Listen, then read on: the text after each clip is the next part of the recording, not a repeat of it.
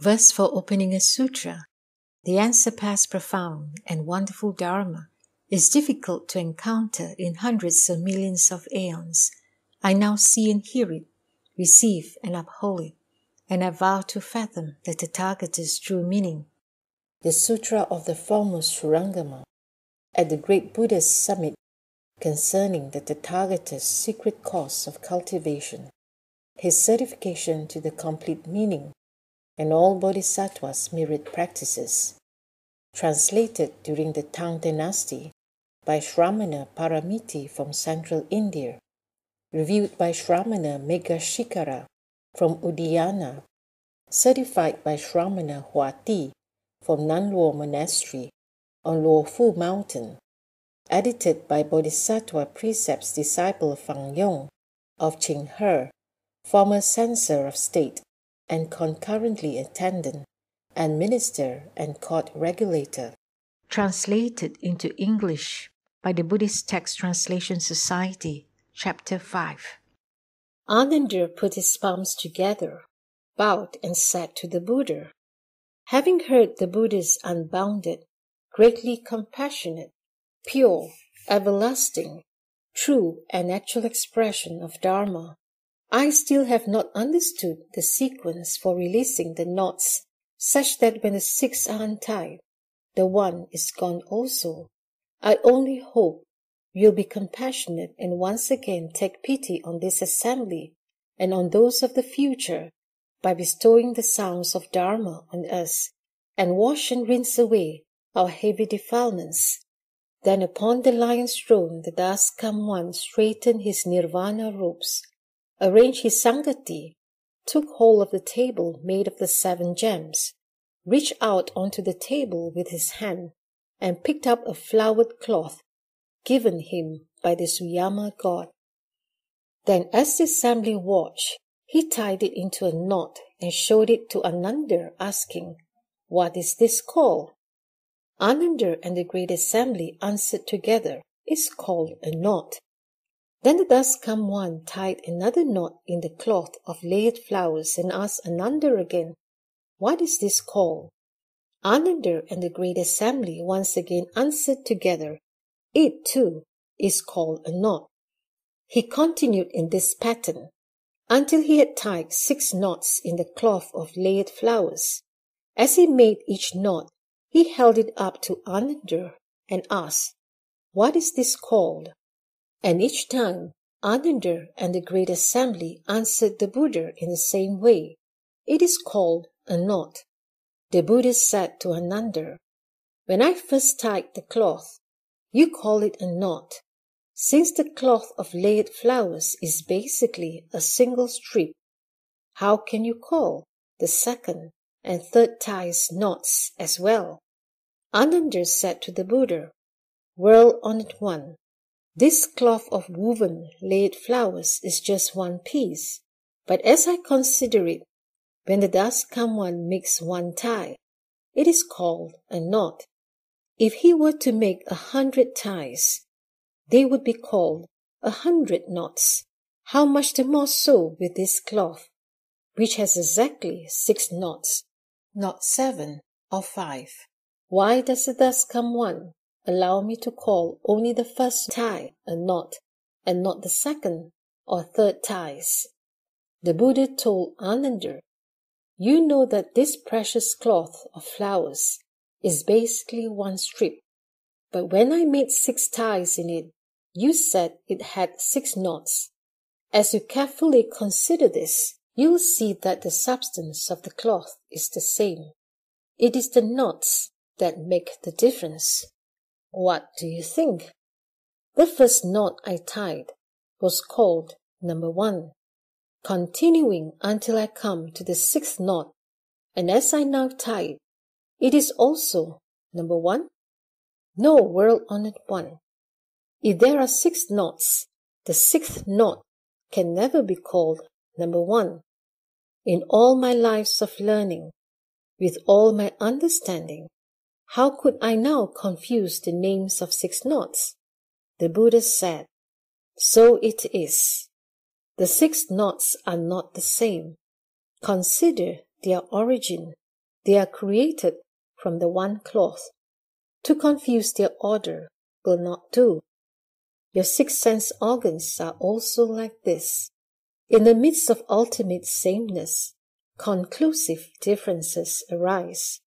The Buddha said to Ananda, "You certainly dislike these six knots and would like there to be just one cloth.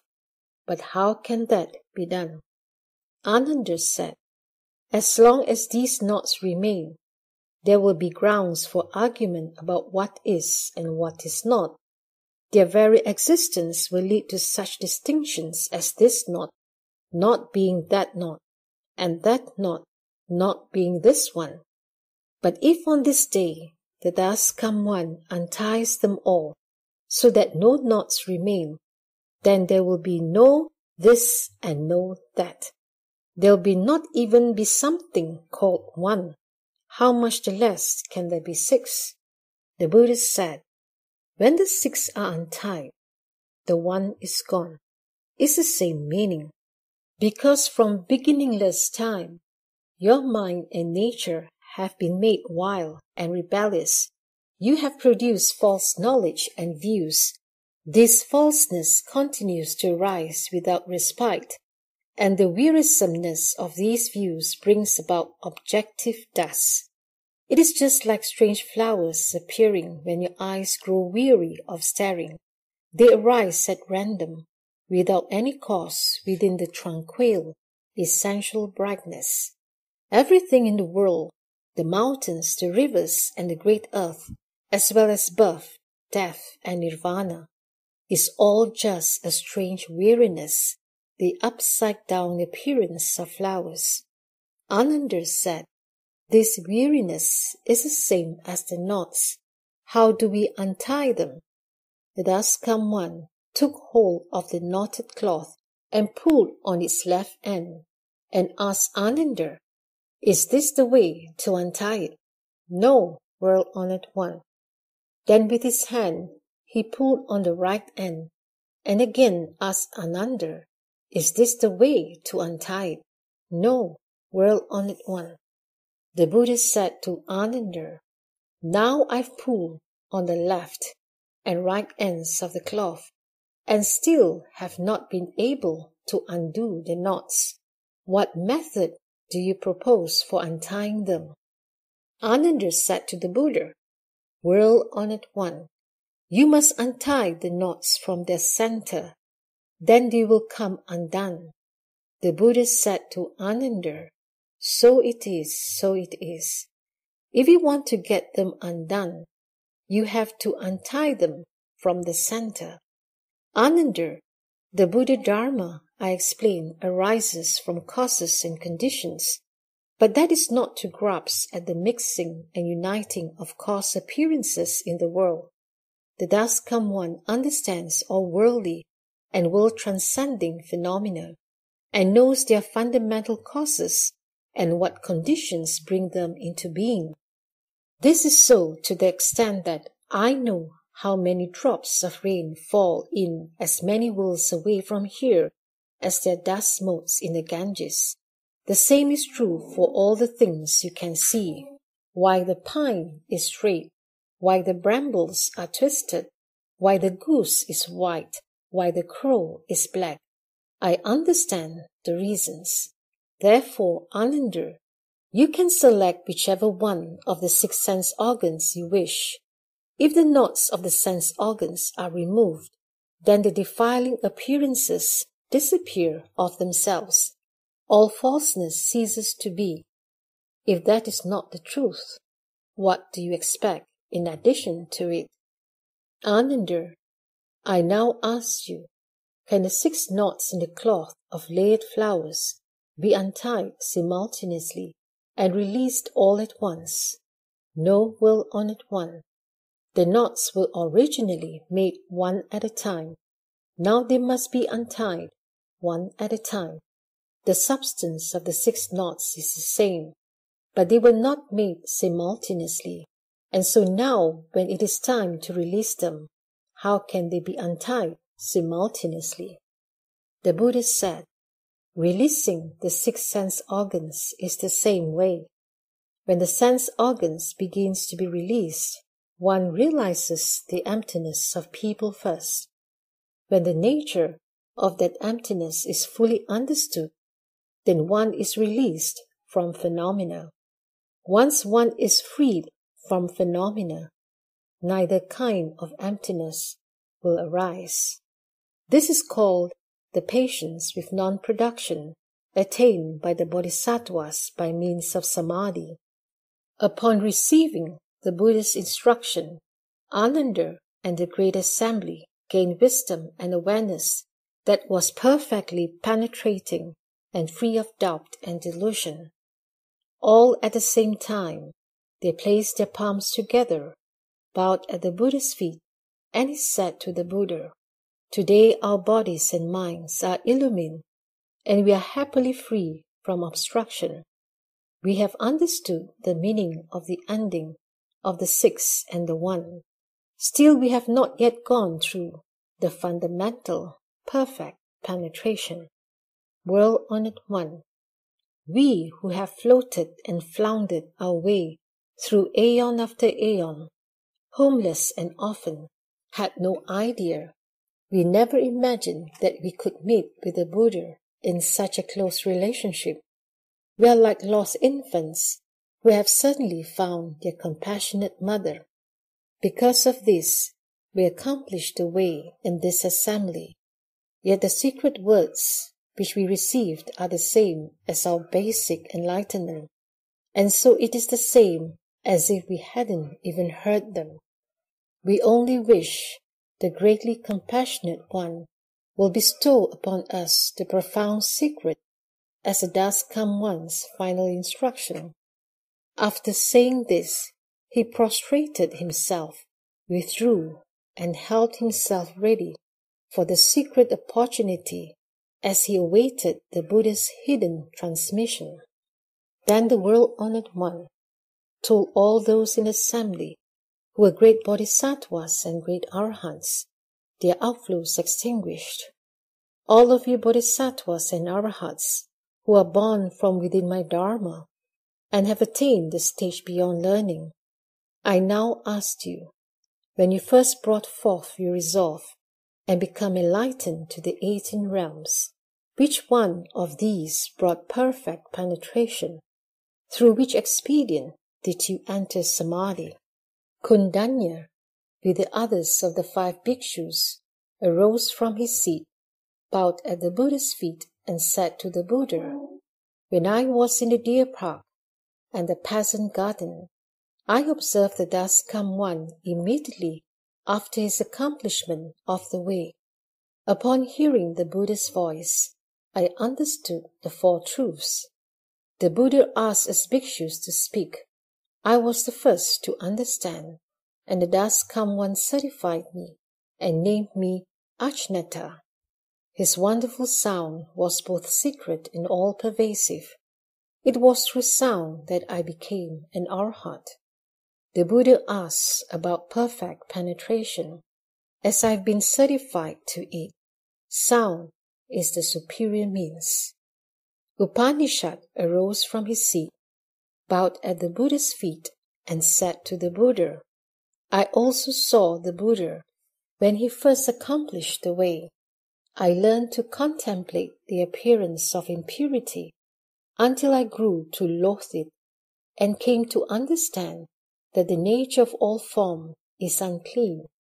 Bare bones and subtle dust all return to emptiness, and so both emptiness and form are done away with.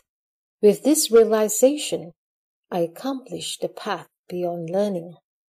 The thus come one certified me and named me Upanishad.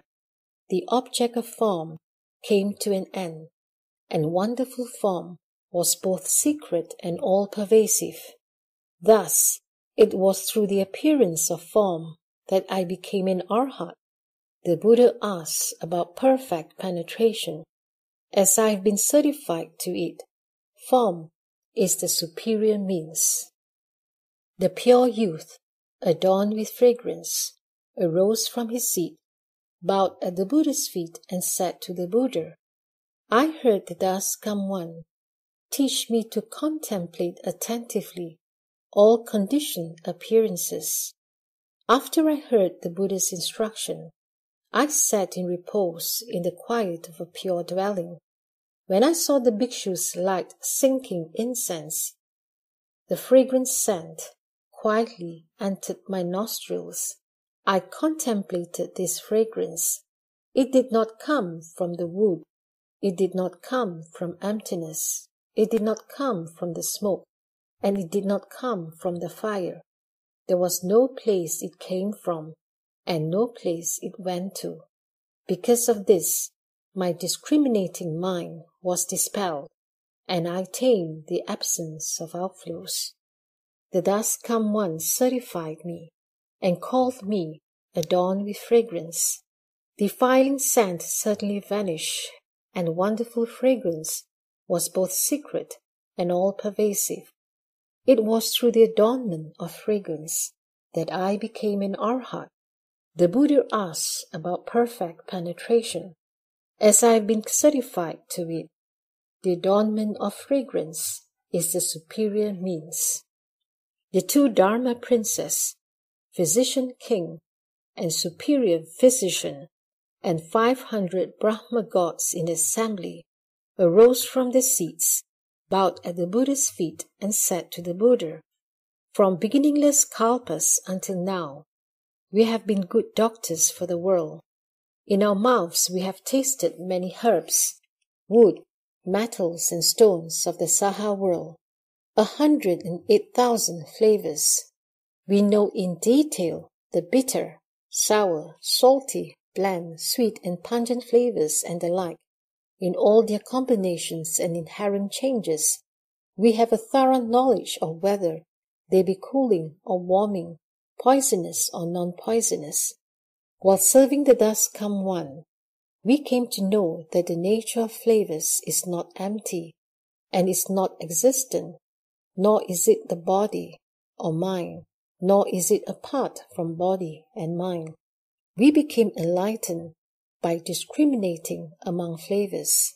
The Thus Come One sealed and certified us brothers and named us as Bodhisattvas, physician king, and superior physician. Now in the assembly, we are Dharma princes who have ascended the Bodhisattva level because we became enlightened by means of flavors. The Buddha asks about perfect penetration.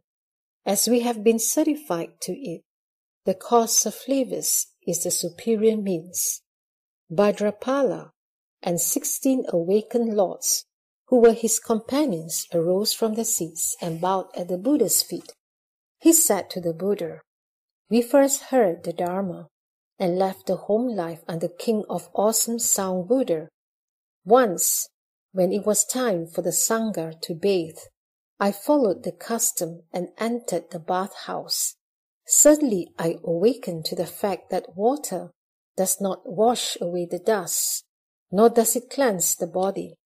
At that point, between the two, I became peaceful, and I attained the state of there being nothing at all.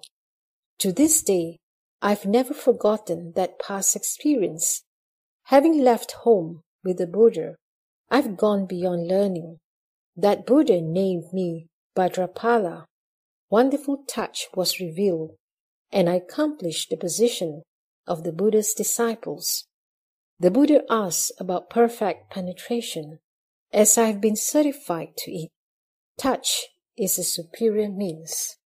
Mahakashyapa, purple golden-like bhikshuni, and others arose from their seats, bowed at the Buddha's feet, and said to the Buddha, "In a past kalpa in this region, I drew near to the Buddha named Sun Moon Lamp, who was then in the world.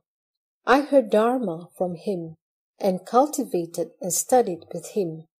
After that Buddha's extinction, I made offerings to his sharira and lit lamps to continue his light. Purple golden light gilded the Buddha's image. From that time on, in life after life, my body has always been perfect and has shone with a purple golden light. The bhikshuni purple golden light and others make up my retinue, and we all brought forth the resolve for Bodhi at the same time. I contemplated that the world's six sense objects change and decay. They are but empty stillness. Based on this, I cultivated extinction. Now my body and mind can pass through hundreds of thousands of kalpas as though they were a finger snap. Based on the emptiness of mental constructs, I accomplish our hardship. The world-honored one says that I am foremost in dutta practices. Wonderful Dharma brought me awakening and understanding, and I extinguished all outflows. The Buddha asks about perfect penetration. As I've certified to it, mental constructs are the superior means. Aniruddha arose from his seat, bowed at the Buddha's feet, and said to the Buddha, "When I first left home, I was fond of sleeping all the time. The dust-come one scolded me and said I was no better than an animal. When I heard the Buddha's scolding, I wept and upbraided myself. For 7 days I did not sleep, and I lost the sight in both my eyes.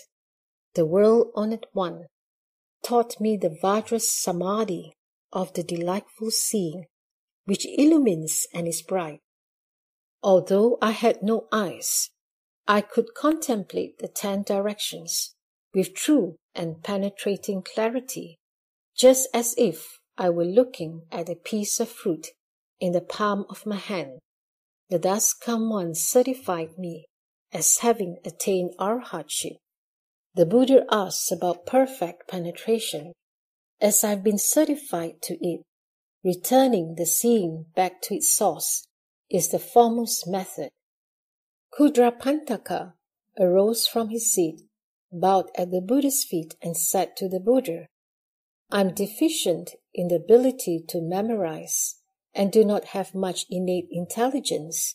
When I first met the Buddha, I heard the Dharma and left the home life. But when I tried to remember one line of a verse by the dust-come one, I went through 100 days remembering the first part and forgetting the last, or remembering the last and forgetting the first. The Buddha took pity on my stupidity and taught me to relax and regulate my breath. I contemplated my breath thoroughly to the subtle point in which arising, dwelling, change, and extinction happen in every kshana. My mind suddenly attained vast non-obstruction until my outflows were extinguished, and I accomplished arhatship. Beneath the Buddha's seat, I was sealed and certified as being beyond learning. The Buddha asks about perfect penetration. As I have been certified to it, turning the breath back to emptiness is a foremost method. Gavampati arose from his seat, bowed at the Buddha's feet, and said to the Buddha, "I have mouth karma created from the past offense. I slighted a Shramana, and in life after life, I've had this cow-curd sickness." The dust-come one taught me the mind-ground Dharma door of the purity of a single flavor. My thought was extinguished. I entered samadhi and contemplated the awareness of flavor as not having a substance and not being a thing. As a result, my mind transcended all worldly outflows. Internally, I was freed of body and mind, and externally, I abandoned the world. I left the 3 existences far behind, just like a bird released from its cage. I separated from filth and wiped out defilements, and so my Dharma eye became pure, and I accomplished arhatship.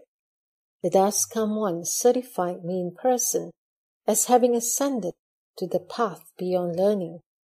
The Buddha asks about perfect penetration. As I've been certified to it, returning flavor and turning awareness around is the superior method.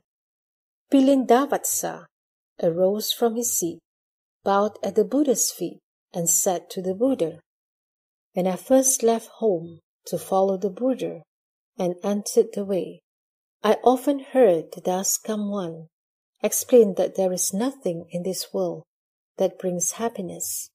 Once when I was begging in the city, I was reflecting on this Dharma door and did not notice a poisonous thorn on the road until it had pricked my foot. My entire body experienced physical pain, but my mind also had an awareness, though it was aware of strong pain and recognized the feeling of pain. I knew that in my pure heart there was neither pain nor awareness of pain. I also thought, is it possible for one body to have two awarenesses? Having reflected on this for a while, my body and mind were suddenly empty. After 21 days, my outflows disappeared. I accomplished arahantship and received certification in person and a confirmation that I had realized the level beyond learning. The Buddha asked about perfect penetration. As I've been certified to it, purifying the awareness and forgetting the body is the superior method.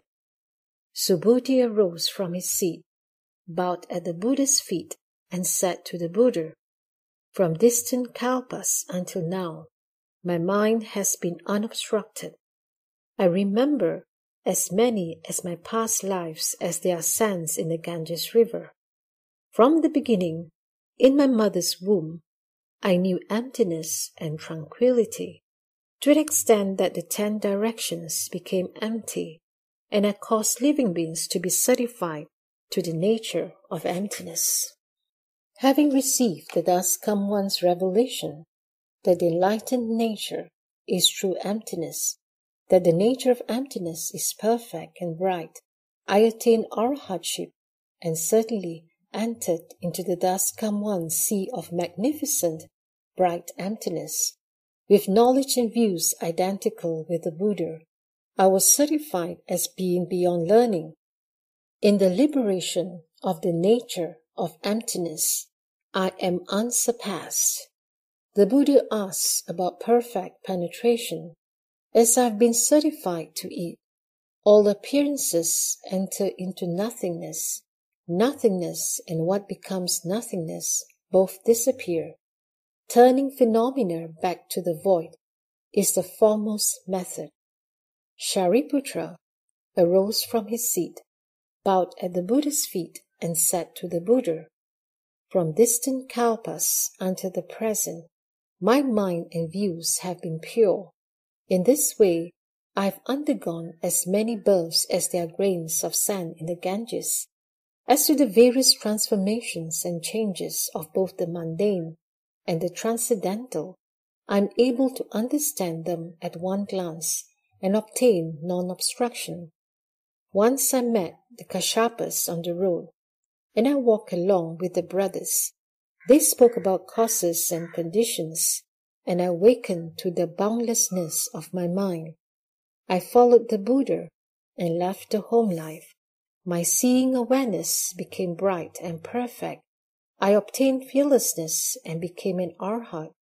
As one of the Buddha's eldest disciples, I am born from the Buddha's mouth, transformationally born from the Dharma. The Buddha asks about perfect penetration. As I have been certified to it, for the mind and the seeing to emit light, and for the light to reach throughout knowing and seeing is a foremost method. Universal Worthy Bodhisattva arose from his seat, bowed at the Buddha's feet, and said to the Buddha, "I have been a Dharma prince with as many thus come ones as there are sands in the Ganges.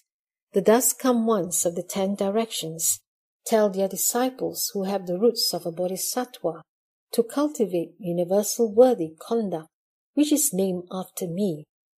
World-honored one, I use my mind to listen and distinguish the knowledge and views of living beings. In other regions as many realms away as there are sands in the Ganges, if there is any living being who discovers the conduct of universal worthy, I immediately mount my 6-tusked elephant and create hundreds of thousands of reduplicated bodies which go to those places. Although their obstacles may be so heavy that they do not see me, I secretly rub their crowns, protect and comfort them, and help them be successful. The Buddha asks about perfect penetration.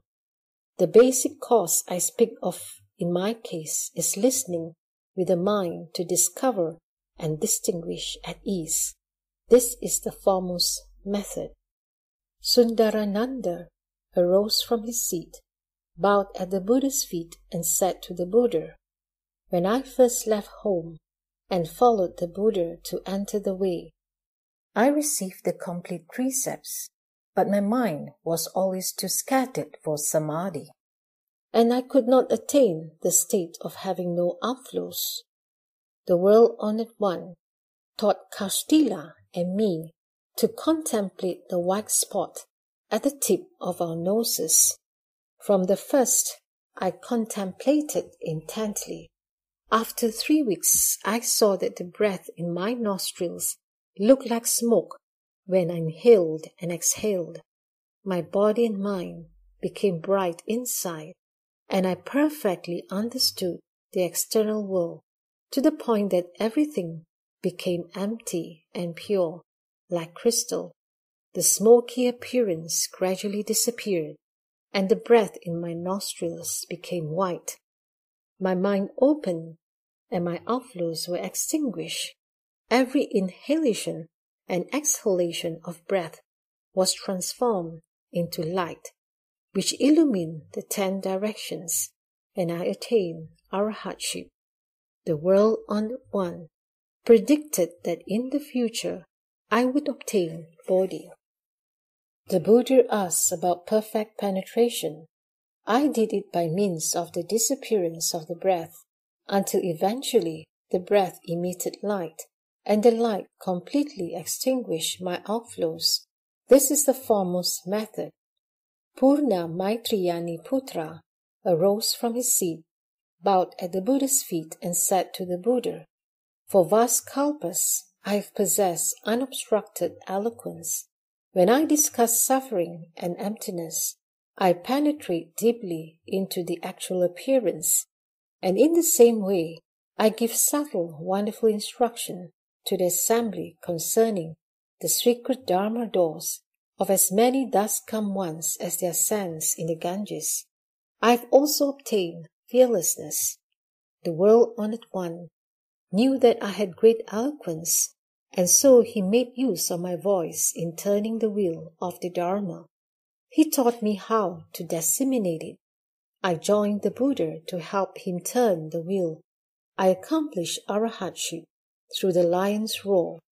The World-Honored One certified me as being foremost in speaking Dharma. The Buddha asks about perfect penetration. I use the sound of Dharma to subdue demons and adversaries and melt away my outflows. This is the foremost method. Upali arose from his seat, bowed at the Buddha's feet, and said to the Buddha, "I followed the Buddha in person when he fled the city and left the home life. I observed the thus-come one endure 6 years of diligent asceticism. I watched the thus-come one subdue all the demons, control adherents of external paths, and become liberated from all outflows, which were based on worldly desire and greed. I based myself on the Buddha's teaching of precepts, encompassing the 3,000 awesome departments and the 80,000 subtle aspects. Both my direct karma and my contributing karma became pure. My body and mind became tranquil, and I accomplished arahatship. In the thus-come one's assembly, I am a governor of the law. The Buddha himself certified my mind's upholding of the precepts and my genuine cultivation of them. I am considered a leader of the assembly. The Buddha asks about perfect penetration. I disciplined the body until the body attained ease and comfort. Then I disciplined the mind until the mind attained penetrating clarity. After that, the body and mind experienced keen and thorough absorption. This is the foremost method. Great Moggallana arose from his seat, bowed at the Buddha's feet and said to the Buddha, "Once when I was out on the road begging for food, I met the three Kashyapa brothers, Uruvela, Gaya, and Nadi, who proclaimed for me the Thus Come One's profound principle of causes and conditions. I immediately brought forth resolve and obtained a great understanding. The Thus Come One accepted me, and the Kashaya was on my body, and my hair fell out by itself. I roamed in the 10 directions, having no impeding obstructions. I discovered my spiritual penetrations, which are esteemed as unsurpassed, and I accomplished arhatship. Not only the world-honored one, but the Thus Come Ones of the 10 directions praise my spiritual powers as perfectly clear and pure, masterful and fearless. The Buddha asks about perfect penetration by means of a spiral-like attention to the profound. The light of my mind was revealed, just as muddy water clears. Eventually, it became pure and dazzling. This is the foremost method.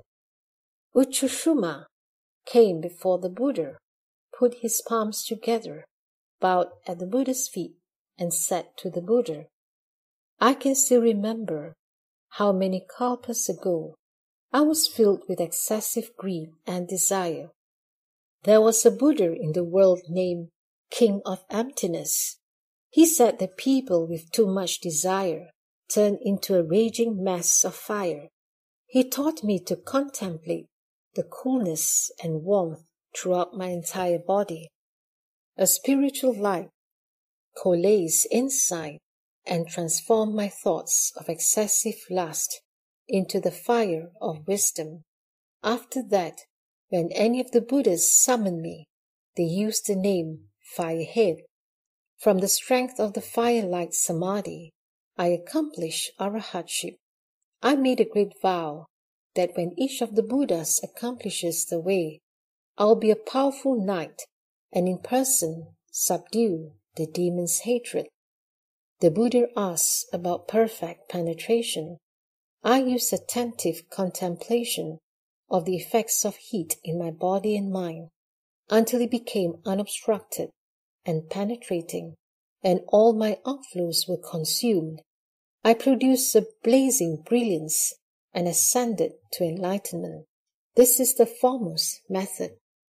The Bodhisattva, maintaining the ground, arose from his seat, bowed at the Buddha's feet, and said to the Buddha, "I remember when universal light Thus Come One appeared in the world in the past.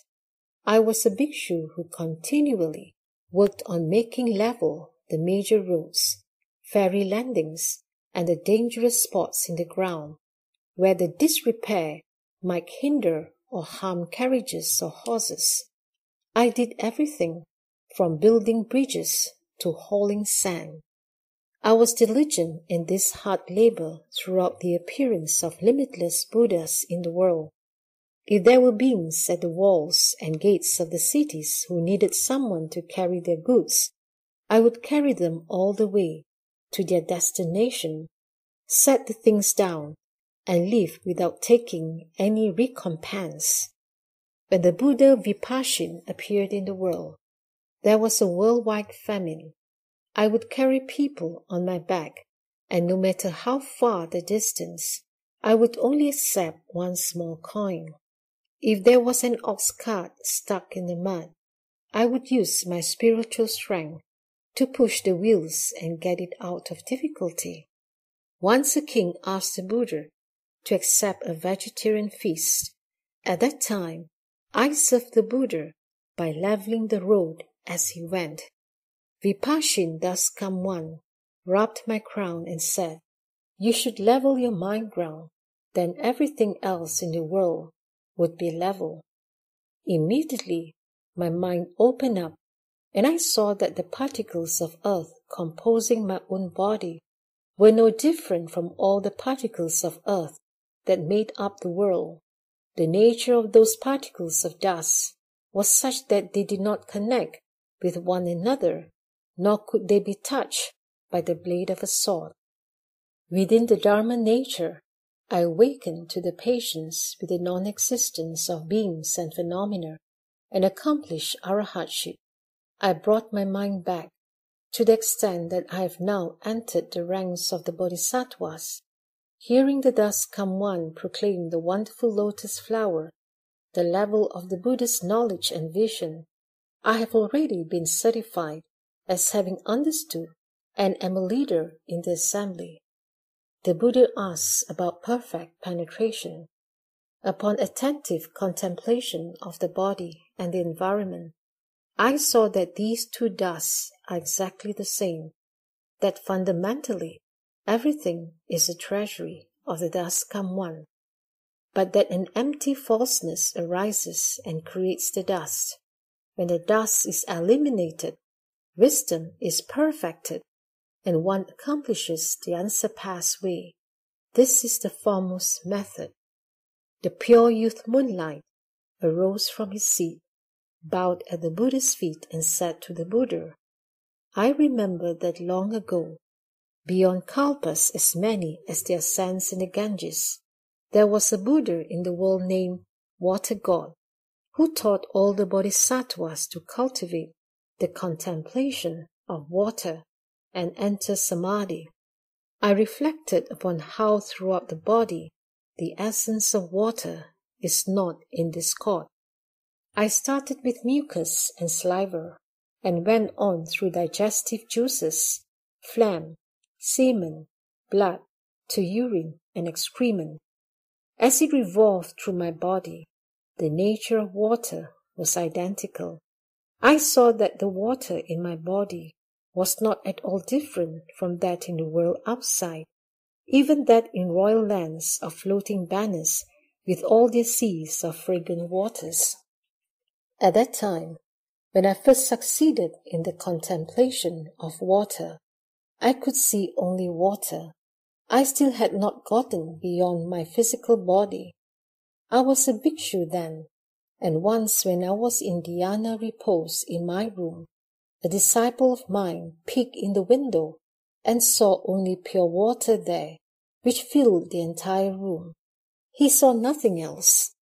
The lad was young, and not knowing any better, he picked up a tile and tossed it into the water. It hit the water with a plunk. He gazed around and then left. When I came out of concentration, I was certainly aware of a pain in my heart, and I felt like Shariputra must have felt when he met that cruel ghost. I thought to myself, I'm already an arhat, and have long since abandoned conditions that bring on illness. Why is it that today I suddenly have a pain in my heart? Am I about to lose the position of non-retreat? Just then, the young lad came promptly to me and related what had happened. I quickly said to him, when you see the water again, you may open the door, wade into the water, and remove the tile. The child was obedient, so that when I re-entered samadhi, he again saw the water and the tile as well. He opened the door and took it out. When I came out of concentration, my body had returned to normal.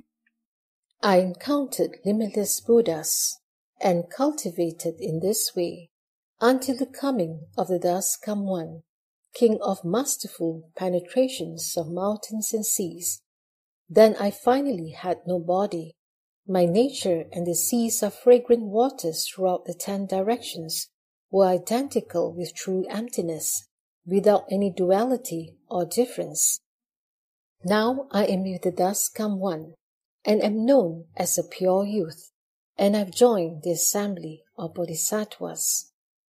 The Buddha asked about perfect penetration. By means of the nature of water, I penetrated through the flow of a single flavor, and I obtained patience with the non-existence of beings and phenomena, and the perfection of body. This is the foremost method. The Dharma Prince Vaidurya light arose from his seat, bowed at the Buddha's feet, and said to the Buddha, I can still remember, back through aeons as many as the sands in the Ganges, to the time of a Buddha named Limitless Sound, who instructed the Bodhisattvas that fundamental enlightenment is wonderful and bright. He taught them to contemplate this world and all the beings in it as false conditions propelled by the power of wind. At that time, I contemplated the position of the world, and I regarded the passage of time in the world. I reflected on the movement and stillness in my body. I considered the arising of thoughts in the mind. All these kinds of movement were non-dual. They were equal and the same. I then understood that the nature of movement does not come from anywhere and does not go anywhere. Every single material particle throughout the 10 directions and every upside-down living being in it is of the same empty falseness. And so, throughout the 3,000 great thousand worlds, the living beings in each of the worlds were like so many mosquitoes confined in a trap and droning monotonously. Caught in those few square inches, their hum built to a maddening crescendo. Not long after I encountered the Buddha, I attained patience with the non-existence of beings and phenomena. My mind then opened, and I could see the country of the Buddha unmoving in the east. I became a Dharma prince and served the Buddhas of the 10 directions. My body and mind emit a light that makes them completely clear and translucent. The Buddha asks about perfect penetration. I contemplated the power of wind as lacking anything to rely on, and I awakened to the Bodhi-mind. I entered Samadhi and meshed with a single, wonderful mind transmitted by all the Buddhas of the 10 directions. This is the foremost method. Treasury of Emptiness Bodhisattva arose from his seat, bowed to the Buddha's feet, and said to the Buddha, The thus come one, and I attain boundless bodies at the place of the Buddha Samadhi light. At that time, I held in my hands 4 huge precious pearls, which shone on Buddha lands as many as the motes of dust in the 10 directions, and transformed them into emptiness. In my mind there appeared a great perfect mirror, which emitted from within 10 kinds of subtle, wonderful, precious light that poured out into the 10 directions to the furthest bounds of emptiness. All the royal lands of banners came into the mirror and passed into my body. There was no hindrance to this interaction because my body was like emptiness. My body could enter with ease as many countries as there are fine motes of dust, and could do the Buddha's work on a wide scale, because it had become completely compliant. I achieved this great spiritual power from contemplating in detail how the 4 elements lack anything to return to, how the production and extinction of false thoughts is no different from emptiness, how all the Buddha lands are basically the same. Once I realized this identity, I obtained patience with the non-existence of beings and phenomena. The Buddha asks about perfect penetration. I used the contemplation of boundlessness of emptiness to enter Samadhi and attain wonderful power and perfect clarity. This is the foremost method. Maitreya Bodhisattva arose from his seat, bowed at the Buddha's feet, and said to the Buddha, I remembered when, as many kalpas ago as there are fine motes of dust, a Buddha named Light of Sun, Moon and Lamp appeared in the world. Under that Buddha, I left the home life, yet I was deeply committed to worldly fame. and liked to fraternize with people of good family. Then the world-honored one taught me to cultivate consciousness-only concentration, and I entered that samadhi. For many aeons I have made use of that samadhi, as I performed deeds for as many Buddhas as there are sands in the Ganges. My seeking for worldly name and fame ceased completely and never recurred. When Burning Lamp Buddha appeared in the world, I finally accomplished the unsurpassed, wonderfully perfect samadhi of consciousness. I went on until to the ends of emptiness. All the lands of the dust come one, whether pure or defiled, existent or non-existent, were transformations appearing from within my own mind. Well-honored one, because I understand consciousness only, thus the nature of consciousness reveals limitless dust come ones. Now I have received the prediction that I will be the next to take the Buddha's place. The Buddha asks about perfect penetration. I was intent upon the contemplation that the 10 directions come only from consciousness. When the conscious mind is perfect and bright, one enters the perfection of the real. One leaves behind reliance on others and attachment to incessant calculating, and attains the patience with the non-existence of beings and phenomena. This is the foremost method. Dharma Prince, great strength, together with 52 bodhisattvas of similar rank, arose from his seat, bowed at the Buddha's feet, and said to the Buddha, I remember when, as many aeons ago as there are sands in the Ganges, a Buddha called Limitless Light appeared in the world. In that same aeon, there were 12 successive dust come ones. The last was called Light Surpassing the Sun and Moon. That Buddha taught me the Buddha recitation samadhi. Suppose there were a person who always remembers someone else, but the someone else he remembers has entirely forgotten about him. If 2 such people were to meet, even if they were to see each other, they would not take notice, they would not recognize each other. If 2 people remember each other until the memory of each is deep, then in life after life they will be together like a form and its shadow. They will never be at odds. Out of pity for living beings, the dust come ones of the 10 directions are mindful of them, as a mother remembers her child.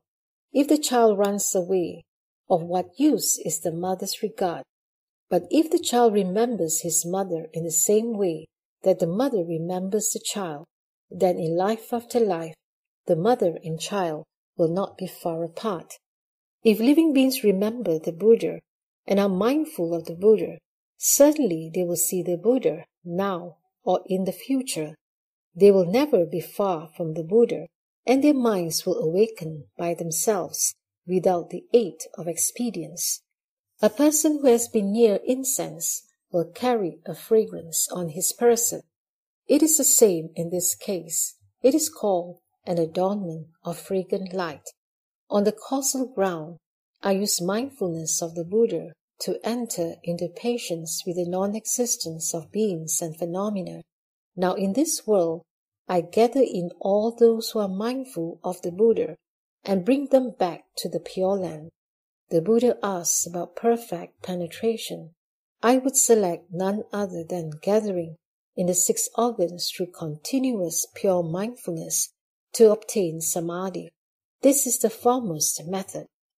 Then Quan Yin Bodhisattva arose from his seat, bowed at the Buddha's feet, and said to the Buddha, World-honored one, I remember when, as many kalpas ago as there are sands in the Ganges, there was a Buddha in the world named Contemplating the World Sound. It was under that Buddha that I brought forth the Bodhi resolve. That Buddha taught me to enter samadhi through a process of hearing and reflecting. Initially, I entered the flow through hearing and forgot objective states. Since the sense objects and sense organs were quiet, the two characteristics of movement and stillness crystallized and did not arise. After that, gradually advancing, the hearing and what was heard both disappeared. Once the hearing was ended, there was nothing to rely on, and awareness and the objects of awareness became empty. When the emptiness of awareness reached an ultimate perfection, emptiness and what was being emptied then also ceased to be.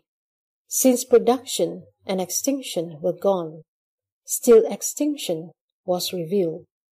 Suddenly, I transcended the mundane and transcendental worlds, and throughout the 10 directions, a perfect brightness prevailed. I obtained 2 supreme states.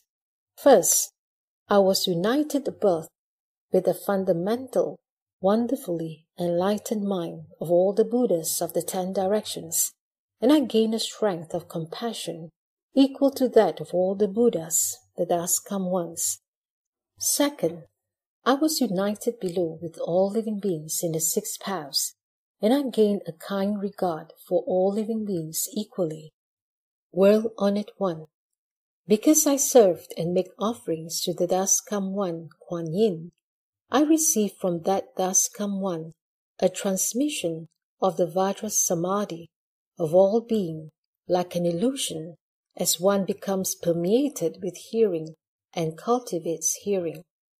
Because I gained a power of compassion identical with that of all Buddhas, the thus come ones, I became accomplished in 32 response bodies and entered all lands. Well-honored one, if there are bodhisattvas who enter samadhi and vigorously cultivate the extinction of outflows, who have superior understanding and manifest perfected penetration, I will appear in the body of a Buddha and speak Dharma for them, causing them to attain liberation. If there are those who are studying, who are tranquil and have wonderful clarity, who are superior and miraculous and manifest perfection, I will appear before them in the body of a solitarily enlightened one and speak Dharma for them, causing them to attain liberation. If there are those who are studying, who have severed the 12 links of conditioned causation, and having severed the conditions, reveal a supreme nature, and who are superior and wonderful and manifest perfection, I will appear before them in the body of one enlightened to conditions and speak Dharma for them, causing them to attain liberation. If there are those who are studying, who have attained the emptiness of the 4 truths, and cultivating the way, have entered extinction, and have a superior nature and manifest perfection, I will appear before them in the body of a sound hearer and speak Dharma for them, causing them to attain liberation. If there are living beings who wish to have their minds be clear and awakened, who do not engage in mundane desires and wish to purify their bodies, I will appear before them in the body of a Brahma king and speak Dharma for them, causing them to attain liberation. If there are living beings who wish to be Heavenly Lord, leader of heavenly beings, I will appear before them in the body of Chakra and speak Dharma for them, enabling them to accomplish their wish. If living beings wish to attain physical self-mastery and to roam throughout the 10 directions, I will appear before them in the body of a god from the heaven of self-mastery and speak Dharma for them, enabling them to accomplish their wish. If there are living beings who wish to attain physical self-mastery and fly through space, I will appear before them in the body of a god from the heaven of great self-mastery and speak Dharma for them, enabling them to accomplish their wish. If there are living beings who are fond of ruling over ghosts and spirits in order to rescue and protect their country, I will appear before them in the body of a great heavenly general and speak Dharma for them, enabling them to accomplish their wish. If they are living beings who like to govern the world in order to protect living beings, I will appear before them in the body of one of the 4 heavenly kings and speak Dharma for them, enabling them to accomplish their wish. If they are living beings who enjoy being born in the heavenly palaces and to command ghosts and spirits, I will appear before them in the body of a prince from the kingdoms of the 4 heavenly kings and speak Dharma for them, enabling them to accomplish their wish. If they are living beings who would like to be kings of people, I will appear before them in the body of a human king and speak Dharma for them, enabling them to accomplish their wish. If they are living beings who enjoy being heads of households, whom those of the world venerate and yield to, I will appear before them in the body of an elder and speak Dharma for them, enabling them to accomplish their wish. If they are living beings who delight in discussing the classics, who keep themselves lofty and pure, I will appear before them in the body of an upasaka and speak Dharma for them, enabling them to accomplish their wish. If they are living beings who enjoy governing the country and who can handle matters of state decisively, I will appear before them in the body of an official and speak Dharma for them, enabling them to accomplish their wish. If they are living beings who like reckoning and incantation and who wish to guard and protect themselves, I will appear before them in the body of a Brahman and speak Dharma for them, enabling them to accomplish their wish. If they are men who want to live the home life and uphold the precepts and rules, I will appear before them in the body of a bhikshu and speak Dharma for them, enabling them to accomplish their wish. If they are women who like to live the home life and hold the pure precepts, I will appear before them in the body of a bhikshuni and speak Dharma for them, enabling them to accomplish their wish. If they are men who want to uphold the 5 precepts, I will appear before them in the body of an upasaka and speak Dharma for them, enabling them to accomplish their wish. If they are women who wish to base themselves in the 5 precepts, I will appear before them in the body of an upasika and speak Dharma for them, enabling them to accomplish their wish. If they are women who govern internal affairs of household or country, I will appear before them in the body of a queen, first lady, or noble women, and speak Dharma for them, enabling them to accomplish their wish. If there are virgin lads, I will appear before them in the body of a pure youth and speak Dharma for them, enabling them to accomplish their wish. If they are maidens who want to remain virgins and do not wish to marry, I will appear before them in the body of a gracious lady and speak Dharma for them, enabling them to accomplish their wish. If they are heavenly beings who wish to escape their heavenly destiny, I will appear in the body of a god and speak Dharma for them, enabling them to accomplish their wish. If they are dragons who want to quit their lot of being dragons, I will appear before them in the body of a dragon and speak Dharma for them, enabling them to accomplish their wish.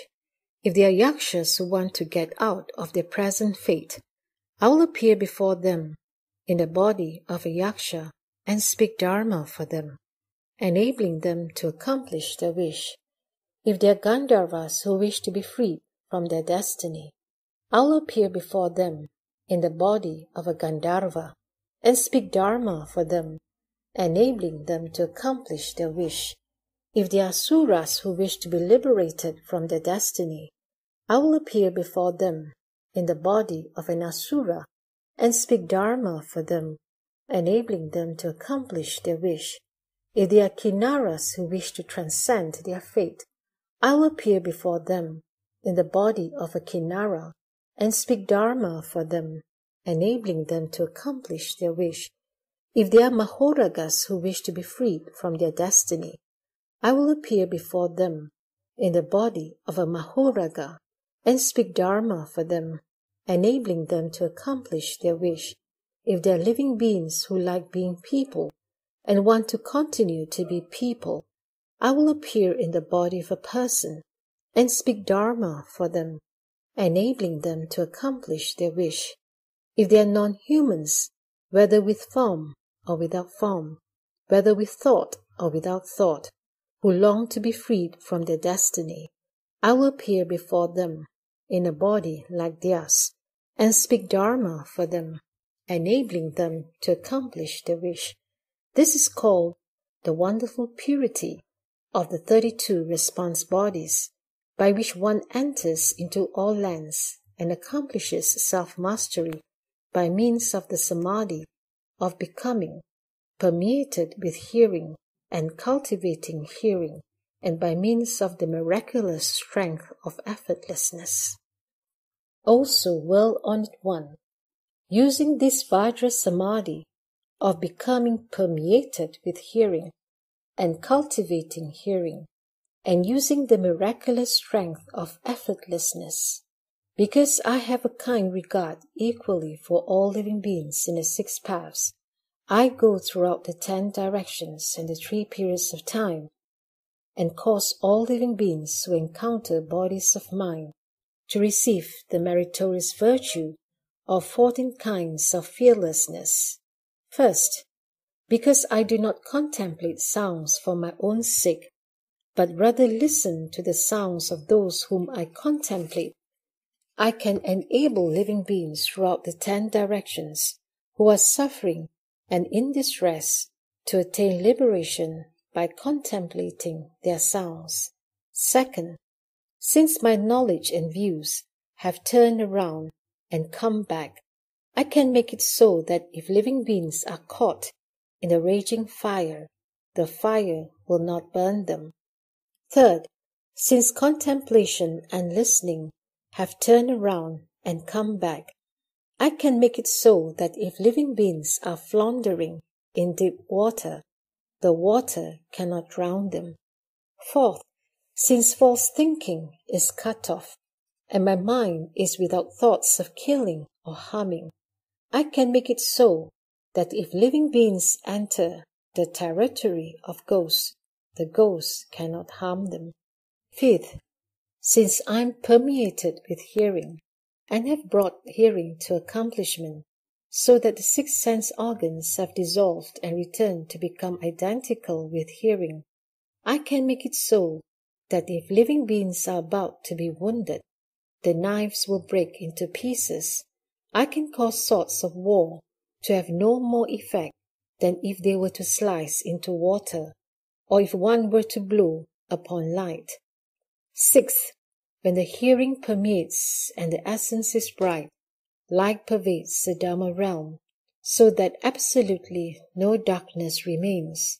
I am then able to make it so that though Yakshas and Rakshasas, Kumbhandas, Pisachas and Putanas may draw near to living beings, the ghosts will not be able to see them.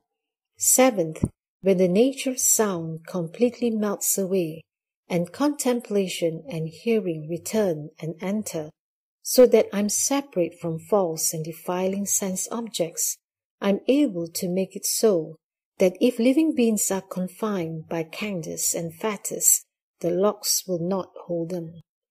Eighth, when sound is gone, and the hearing is perfected, an all-pervasive power of compassion arises, and I can make it so that if living beings were traveling a dangerous road, thieves will not rob them. Ninth, when one is permeated with hearing, one separates from worldly objects and forms cannot rob one, and I can make it so that living beings with a great deal of desire can leave greed and desire far behind. 10th, when sound is so pure that there is no defiling object, the sense organs and the external state are perfectly fused, without any complement and without anything complemented, then I can make it so that living beings who are full of rage and hate can leave all hatred. 11th, when the dust has gone and has turned to light, the Dharma realm and the body and mind are like crystal, transparent and unobstructed. Then I can make it so that all dark and dull-witted beings, whose natures are obstructed, all Adyantikas, can be forever free from stupidity and darkness. 12. When matter dissipates and returns to the hearing, then unmoving in the Bodhimanda, I can travel through worlds without destroying the appearance of those worlds. I can make offerings to as many Buddhas, thus come ones, as there are fine motes of dust throughout the 10 directions. At the sight of each Buddha, I become a Dharma prince, and I can make it so that childless living beings throughout the Dharma realm, who wish to have sons, are blessed with meritorious, virtuous, and wise sons. 13th, with perfect penetration of the 6 sense organs, the light and what is illumined are not two. Encompassing the 10 directions, a great perfect mirror stands in the empty treasury of the thus come one. I inherit the secret Dharma doors of as many thus come ones as there are fine motes of dust throughout the 10 directions. Receiving them without loss, I am able to make it so that childless living beings throughout the Dharma realm, who seek daughters, are blessed with lovely daughters, who are upright, virtuous, and compliant, and whom everyone cherishes and respects. 14th, in this 3,000 great thousand world system, with its billions of suns and moons, as many Dharma princes as there are grains of sand, in 62 Ganges rivers appear in the world and cultivate the Dharma. They act as models in order to teach and transform living beings. They comply with living beings by means of expedience and wisdom in different ways for each. However, because I have obtained the perfect penetration of the sense organs and have discovered the wonder of the ear entrance, after which my body and mind subtly and miraculously included all of the Dharma realm, I am able to make it so that living beings who uphold my name obtain as much merit and virtue as would be obtained by a person who upheld the names of all those Dharma princes who are as many as grains of sand in 62 Ganges rivers. World-honored one, there is no difference between the merit of my one name and the merit of those many other names, because from my cultivation I obtain true and perfect penetration. These are called the 14 powers of bestowing fearlessness. With them I blessed living beings. Moreover, world-honored one, because I obtained perfect penetration and cultivated to certification of the unsurpassed path, I also became endowed with 4 inconceivable and effortless wonderful virtues. First, as soon as I obtained the miraculous wonder of hearing the mind became essential and the hearing was forgotten. Therefore, there was no distinction between seeing, hearing, sensation, and knowing. I achieved a single perfect fusion, pure and precious enlightenment. For this reason, I am able to manifest many wonderful appearances and can proclaim boundless secret spiritual mantras. For example, I may make appear 1 head, 3 heads, 5 heads, 7 heads, 9 heads, 11 heads, and so forth, until there may be 108 heads, 1,000 heads, 10,000 heads, or 84,000 Vajra heads. 2 arms, 4 arms, 6 arms, 8 arms, 10 arms, 12 arms, 14, 16, 18 arms, or 20 arms, 24 arms, and so forth, until there may be 108 arms, 1,000 arms, 10,000 arms, or 84,000 mudra arms, 2 eyes, 3 eyes, 4 eyes, 9 eyes, and so forth, until there may be 108 eyes, 1,000 eyes, 10,000 eyes, or 84,000 pure and precious eyes, sometimes compassionate, sometimes awesome, sometimes in samadhi, sometimes displaying wisdom to rescue and protect living beings so that they may attain great self-mastery. Second, because of hearing and consideration, I escape the 6 defiling objects, just as a sound leaps over a wall without hindrance, and so I have the wonderful ability to manifest shape after shape and to recite mantra upon mantra. These shapes and these mantras dispel the fears of living beings. Therefore, throughout the 10 directions, in as many lands as there are fine motes of dust, I am known as one who bestows fearlessness. Third, because I cultivated fundamental, wonderful, perfect penetration and purified the sense organ, everywhere I go in any world, I can make it so that living beings renounce their physical and material valuables to seek my sympathy. Fourth, I obtained the Buddhist mind and was certified as having attained the ultimate end, and so I can make offerings of rare treasures to the dust-come ones of the 10 directions, and to living beings in the 6 paths throughout the Dharma realm. If they seek a spouse, they obtain a spouse. If they seek children, they can have children. Seeking samadhi, they obtain samadhi. Seeking long life, they obtain long life, and so forth, to the extent that if they seek the great nirvana, they obtain great nirvana. The Buddha asks about perfect penetration. From the gateway of the ear, I obtained a perfect illumining samadhi. The conditioned mind was at ease, and therefore I entered the appearance of the flow, and obtaining samadhi, I accomplished bodhi. This is the foremost method. World-honored one, that Buddha, the thus-come one, praised me as having obtained well the Dharma door of perfect penetration. In the great assembly, he bestowed a prediction upon me and the name Quan Shu Yin. Because my contemplation and listening is perfectly clear throughout the 10 directions, the name Quan Shu Yin pervades all the realms of the 10 directions. Then the world-honored one, upon the lion's throne, emitted simultaneously from his 5 extremities a precious light, which shone far throughout the 10 directions, to anoint the crowns of as many thus-come ones and Dharma Prince Bodhisattvas as their motes of dust.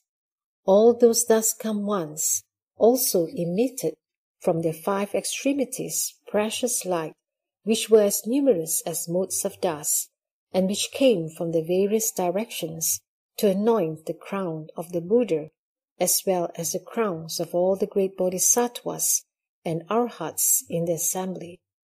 Groves, trees, pools, and ponds all proclaim the sound of Dharma.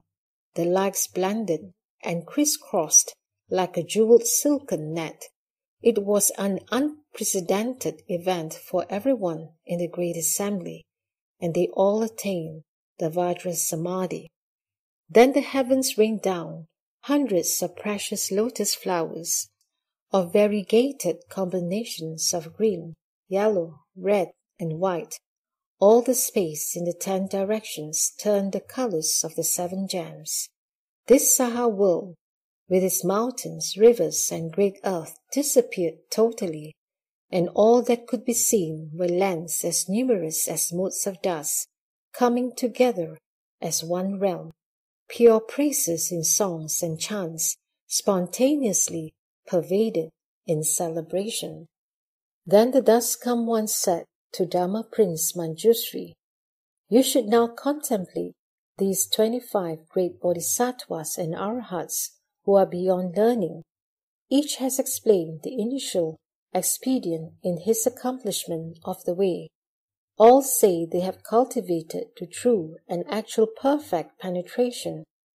Their cultivation is equal without distinctions of superior and inferior or earlier and later. I now wish to cause Ananda to become enlightened, and so I ask which of these 25 practices is appropriate to his faculties, and which will be, after my extinction, the easiest expedient door for living beings of this realm to enter in order to accomplish the Bodhisattva vehicle and to seek the unsurpassed way.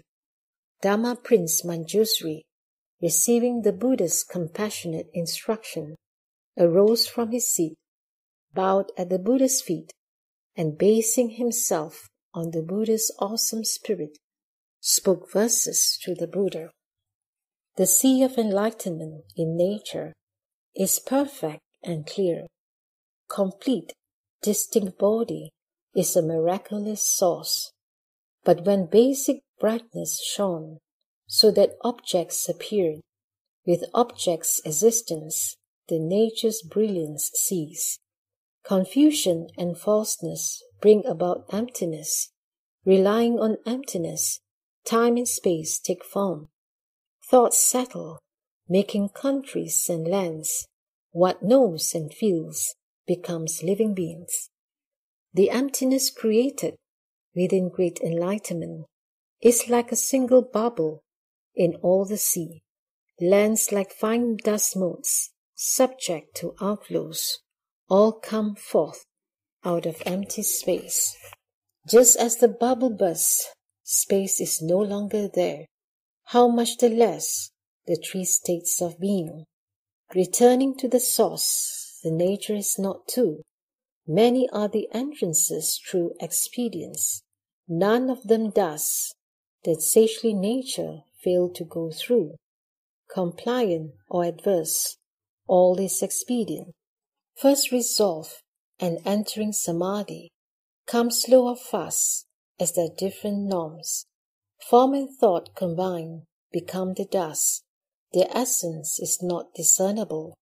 How can one use what lacks clarity and expect to gain perfect penetration? In sounds, language is intermingled, but the meaning in a word, a name, a phrase, is such that no single one can include them all. How can this bring perfect penetration? Awareness of smells comes through contact with them. Apart from them, one does not know that they exist. Since sensation of them is not constant, how can one reach perfect penetration? Flavors are not to us fundamental. They only exist when there is something to taste. Since this sensation is not perpetual, how can one derive perfect penetration? Touch becomes clear only when something is touched. Without an object, there can be no contact.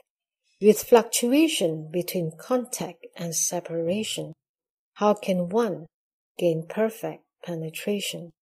Mental constructs known as internal dust, reckoned as dust, they are certainly sense objects. Involvement of subject and object cannot be pervasive. How then can they lead to perfect penetration? Although seeing itself is clear and penetrating, making bright what is before one, it cannot shine behind. Ever reaching only half the four directions, how can it manifest perfect penetration? The nose breath penetrates in and out, but in the rest between there is no air. These interruptions render it inconsistent. How can one use it for perfect penetration? The tongue is not an organ apart from cause. Flavors form the source of its sensation. When flavors cease, it knows nothing at all. How can it attain perfect penetration? It is the same for the body as for objects of touch. Neither can be regarded as a perfect awareness.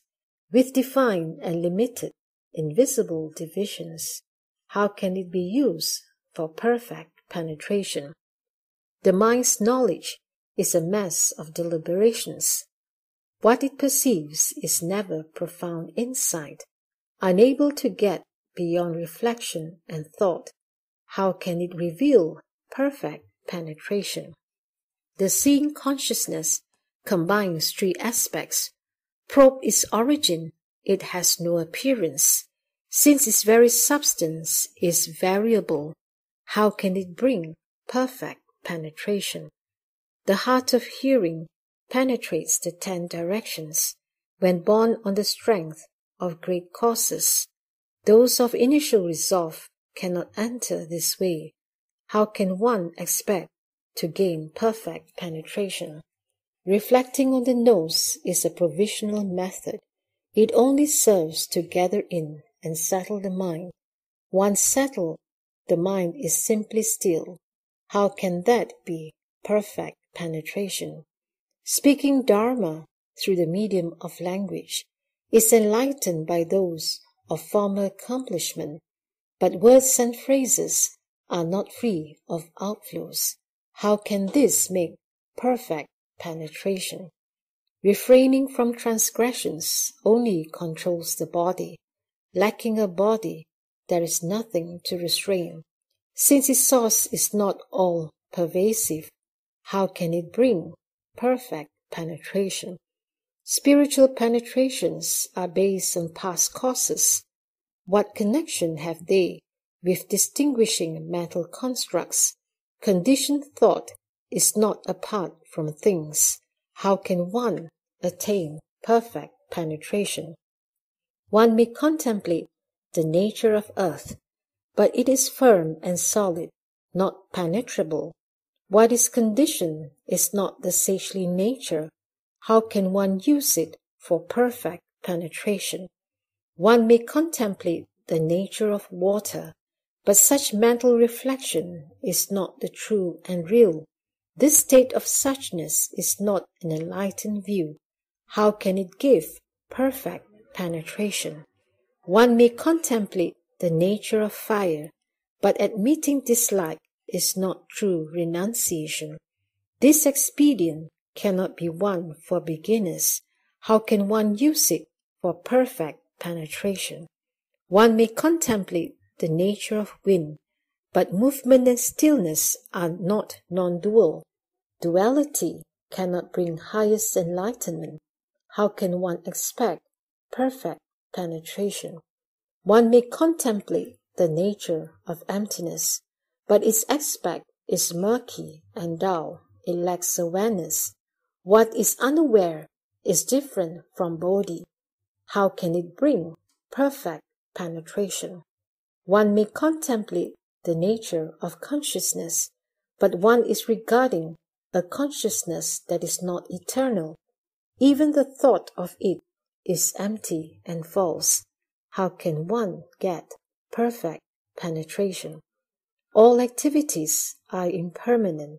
So too mindfulness has its origin in rising and ceasing. Since cause and effect go beyond cause and effect, how can we use it for perfect penetration? I now say this world-honored one, Buddha, who has revealed the Saha world. In this land, the true substance of teaching resides in hearing the sounds purely. If one wants to attain samadhi, hearing is the best way to enter. Apart from suffering, liberation is found. How excellent is he who contemplates the world sounds. Throughout kalpas as numerous as Ganges sands, he enters Buddha lands as many as fine motes of dust, obtaining great power of self-mastery. He bestows fearlessness on living beings.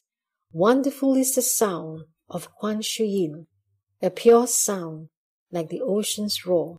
He saves the world and brings peace to all within it. He has transcended the world, and his attainment is eternal. I now make this report, O thus come one, regarding what Kuan Yin has just explained. It is like someone in a quiet place, when drums are rolled throughout the 10 directions, hearing at once the sounds from all 10 places.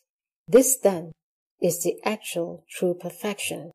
The eyes cannot see through solid forms. Mouth and nose are much the same. The body registers awareness only through contact.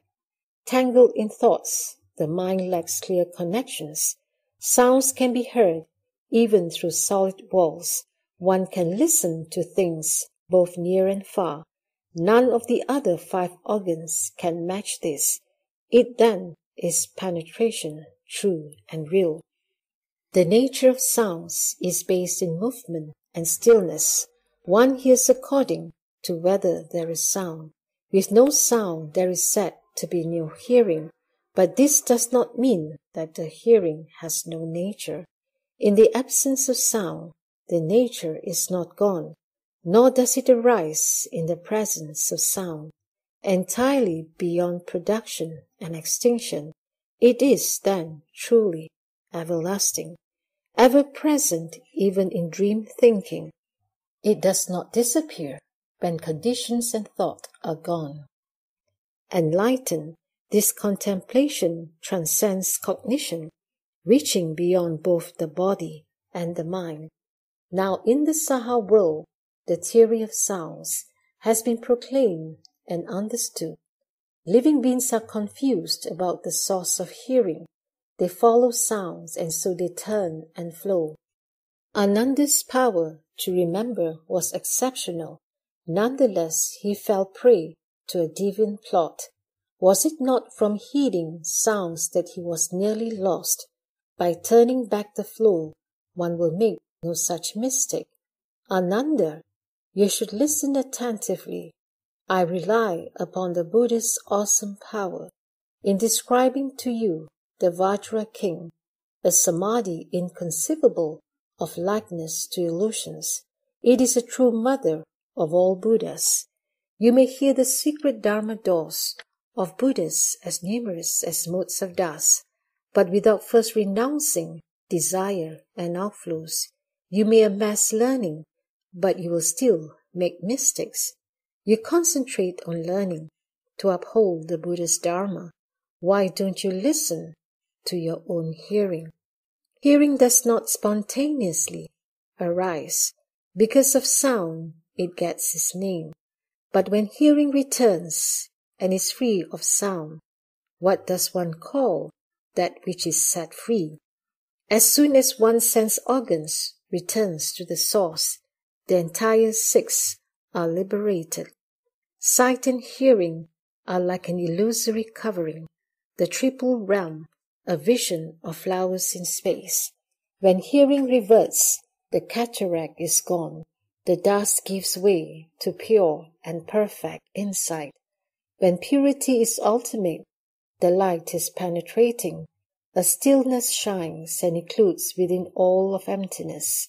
Looking at the world from this point of view, everything that happens is just like a dream. Matangi's daughter, too, is part of the dream, who was able then to physically detain you. It is like a puppeteer who plays with shadows and works the dolls to seem as real as people. Although one sees them move about freely, they are really governed by a set of strings. Cease operating the controls and they return to stillness. The entire illusion is without a nature. The 6 sense organs are also thus. At first there was one essential, brightness, which split into a 6-fold combination. If but one part ceases and returns, all 6 functions will stop as well. In response to a thought, defiling objects vanish, becoming pure and wonderful perfect brightness. If there is residue defilement, one must still study. When the brightness is ultimate, that is the Tathagata. Ananda and everyone in the great assembly, turn yourselves around and revert the hearing. Return the hearing and listen to the self-nature till the nature reaches the supreme way. That is what perfect penetration really means. It is the gateway entered by Buddhas as many as dust motes. It is the one path to nirvana. Thus come ones of the past perfected this method. Bodhisattvas now merge with this total brightness. People of the future who study and practice will also rely on this Dharma. Through this method, I too have been certified. Quan Yin Bodhisattva was not alone in using it. As a Buddha, the world-honored one requested, I choose sincerely a skilling means, one to save those in the final aeon who seek to escape the mundane world and perfect the heart of nirvana. The best way is to contemplate the sounds of the world. All the other kinds of expedients require the awesome spirit of the Buddha. In some cases, they bring immediate transcendence, but they are not the customary means of practice, spoken for those of shallow and deep roots alike. I bow to the ones come thus, and the Tripitaka, and to those inconceivable ones with no outflows, trusting they will aid those in the future, so that no one will doubt this Dharma door. It is an expedient easy to master, an appropriate teaching for Ananda, and for those immersed in the final age. They should cultivate this organ of hearing, a perfect penetration that surpasses all others. It is the way to the true mind. Thereupon, Ananda and all in the great assembly experienced the clarity of body and mind. Having attained such profound instruction, they contemplated the Buddha's Bodhi and Parinirvana like someone who, having traveled far on business, knows that he is on the road home, though he has not returned completely. Throughout the entire assembly, the gods, dragons, and all the eightfold division, those of the two vehicles who were not yet beyond learning, as well as all the bodhisattvas of initial resolve, as numerous as the sands in 10 Ganges rivers, found their fundamental mind, and far removed from dust and defilement, attained the purity of the Dharma eye. The bhikshuni, named Nature, attained arahatship after hearing this verse, and limitless beings brought forth a matchless, unequal resolve for Anuttara Sangya Sambodhi.